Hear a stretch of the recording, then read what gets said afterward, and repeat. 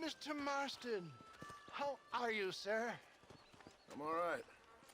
I met up with your friend, Seth. Oh, Seth of the Dead. Yes, interesting fellow. You don't meet many men these days with the moral fortitude to cut straight to the chase like that, do you? Thankfully not, Mr. West Dickens. Yes, contemporary society is remarkably harsh on professional exhumers. But did you know that in ancient Egypt, it was an art form valued more highly than literature? I believe Seth comes from that school of thought. How very interesting. Look, you thought any more about our plan? Ah, your plan, dear boy, your plan. I am merely the help, not mercifully the arbiter of wisdom.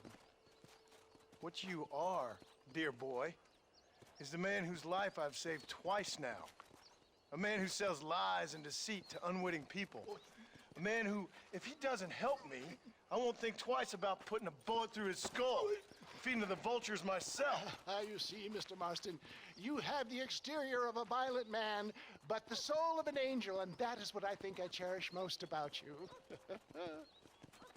That's what I thought.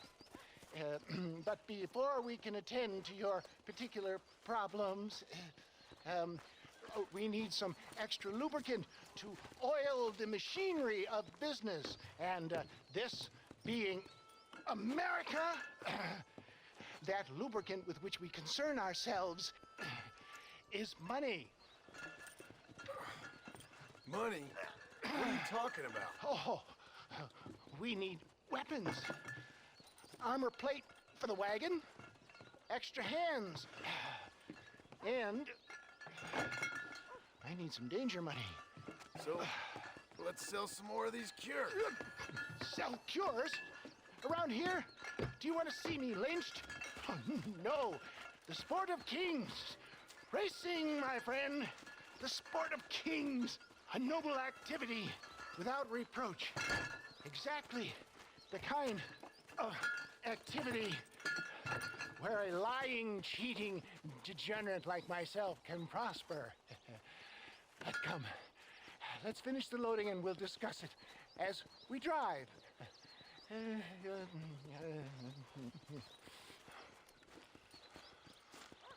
Now, sir, to get to the breach.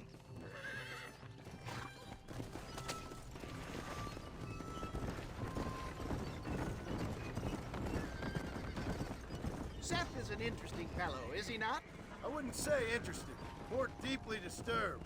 I can see why you two get along. I see the good in everybody, John. It's a flaw of mine. I have a soft spot for life's flotsam and jetsam. Connection with him, more like. You and Seth have a lot in common. You both rob people, for one. Mind you, at least he waits until they're dead.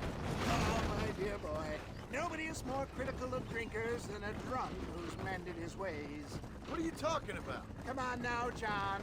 I've heard about you. You spent your life robbing people. It's a little inappropriate to be taking the moral high ground now.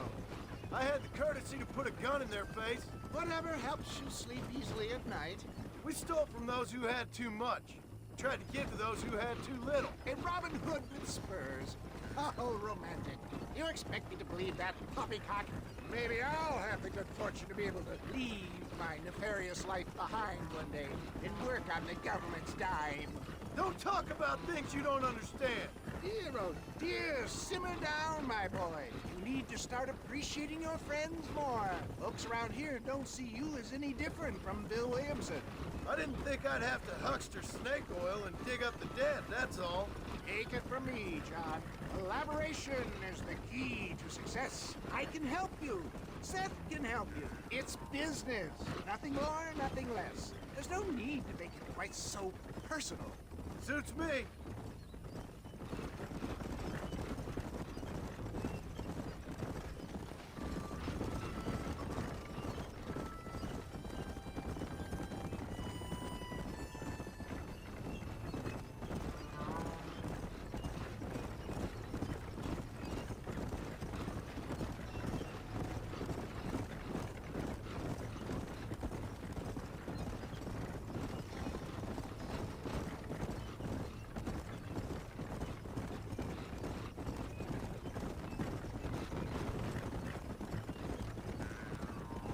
Anyway, John, we must talk about the race.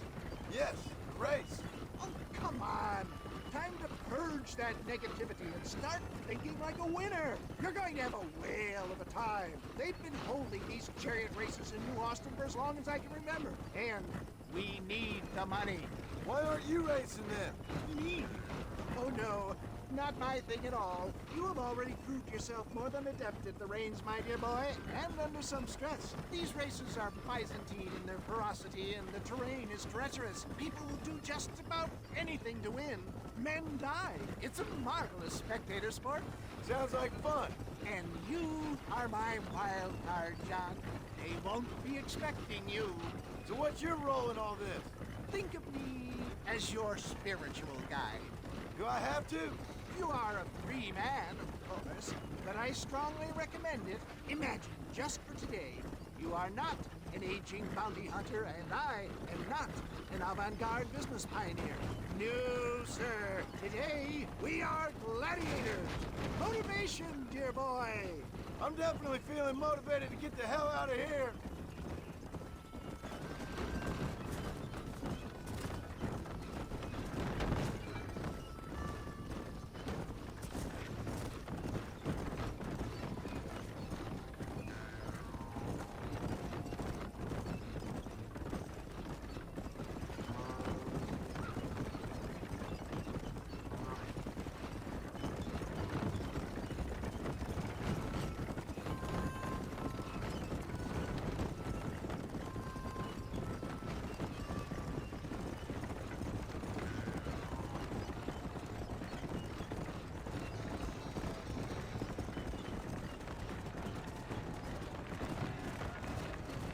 Here we are, John. Gap tooth breach.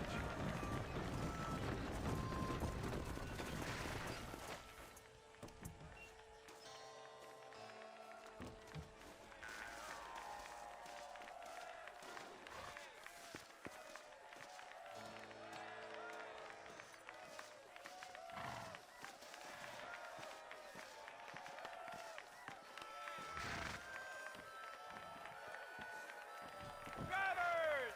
Y'all know the rules, but for you newcomers, this here's a fair race. Keep to your manners and let the Fessler cart pass. So now that's been said, y'all can get to running each other off the road like always. All right now, count to three. Ready, set, go!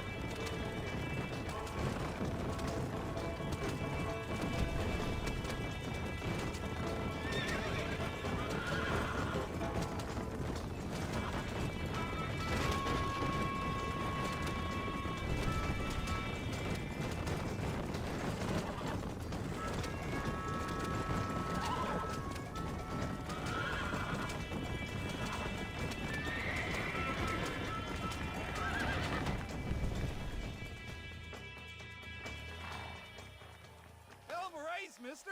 I'll take care of this cart for Mr. West Dickens. John, I suggest we beat a hasty retreat.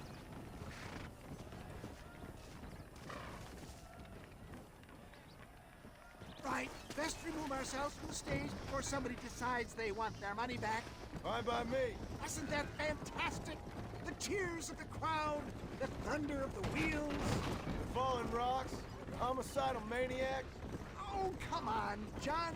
Even a cold-hearted misanthrope like you must have found that just the tiniest bit exhilarating.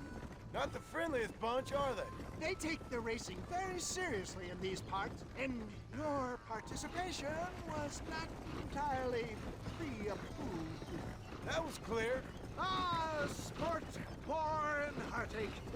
The guilty pleasures of mankind since the dawn of time.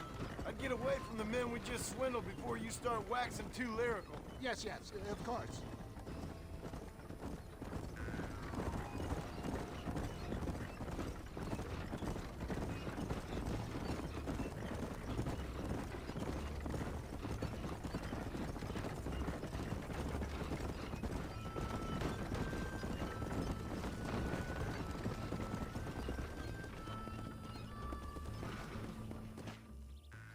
Well done, sir. Well done. Having you as a ringer has netted us a fine profit.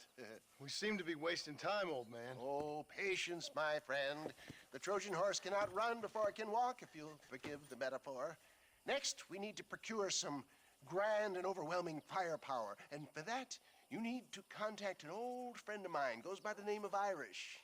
Irish. Yes, he's an interesting kind of fellow. He usually can be found in Armadillo or some other town around here on some bacchanalian revel or such. Great. An alcoholic arms dealer. What could be better?